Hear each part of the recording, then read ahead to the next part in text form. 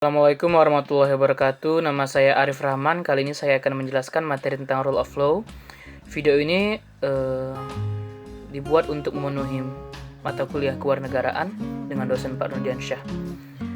Baiklah, sebelum masuk materi rule of law, saya akan memberikan ilustrasi yang menuju kepada rule of law.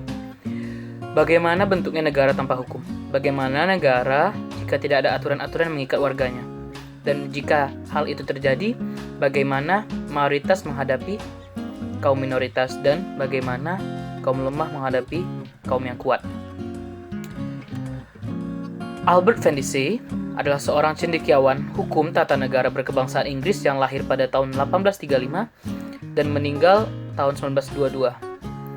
Nah, dia ini juga yang mengemukakan kata rule of law dalam bukunya yang berjudul tentang Introduction to the Study of the Law of the Constitution.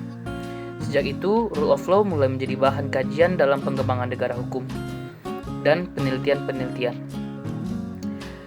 Nah, bagi yang sudah mempelajari tentang apa itu rule of law, bagi yang sudah mempelajari tentang negara hukum, maka rule of law ini adalah sama pengertiannya, mirip pengertiannya dengan negara hukum.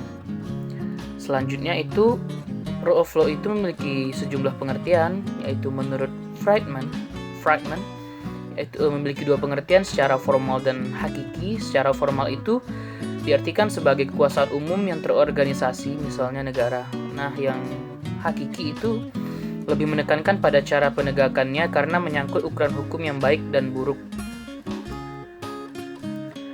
Ciri rule of law, ciri utama rule of law itu ada dua, yaitu lahir dari kandungan negara konstitusi dan menjadi doktrin dengan semangat idealisme yang tinggi, seperti supremasi hukum dan kesamaan semua di hadapan hukum. Supremasi hukum itu menjadikan hukum sebagai aturan setinggi-tingginya.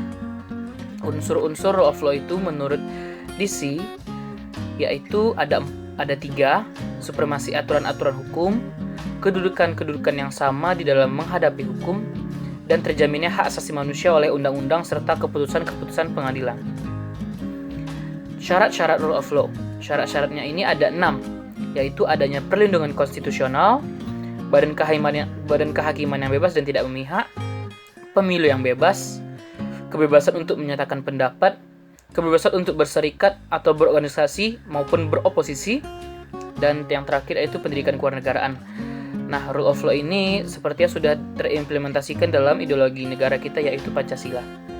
Nah, prinsip rule of law di dalam Indonesia ini telah dijabarkan pada pembukaan Undang-Undang 1945 dan Undang-Undang 1945 pada pasal 1 ayat 3, pasal 24 ayat 1, pasal 27 ayat 1, dan pasal 28D ayat 1 dan 2. Fungsi rule of law ini pada hakikatnya adalah jaminan adanya keadilan sosial bagi masyarakat, terutama keadilan sosial.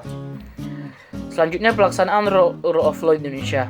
Meskipun pelaksanaannya belum sempurna ataupun belum maksimal, namun tampaknya pemerintah sangat serius dalam menegakkan rule of law ini.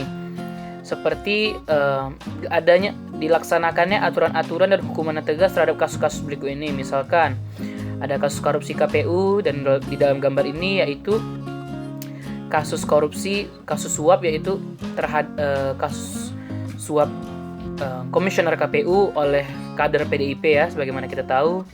Terus ada kasus illegal logging, nampaknya sampai sekarang walaupun masih banyak sekali kasus-kasus illegal logging ini, tapi tampaknya pemerintah sangat tegas dalam memberikan hukuman untuk menegakkan rule of law ini.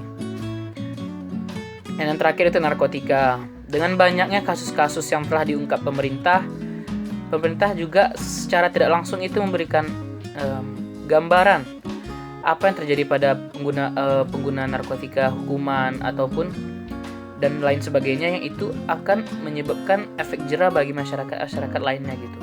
Memberikan ketakutan apabila mengkonsumsi narkoba bagi masyarakat lainnya. Hal ini dilakukan untuk menegakkan rule of law. Nah, karena rule of law ini belum maksimal di Indonesia, agar berjalan rule of law ini sesuai dengan harapan, harus adanya keberhasilan rule of law. Agar rule of law di Indonesia ini berhasil gitu pelaksanaannya sesuai dengan yang diharapkan, maka keberhasilan rule of law ini harus didasarkan pada corak masyarakat hukum yang bersangkutan dan kepribadian masing-masing setiap bangsa.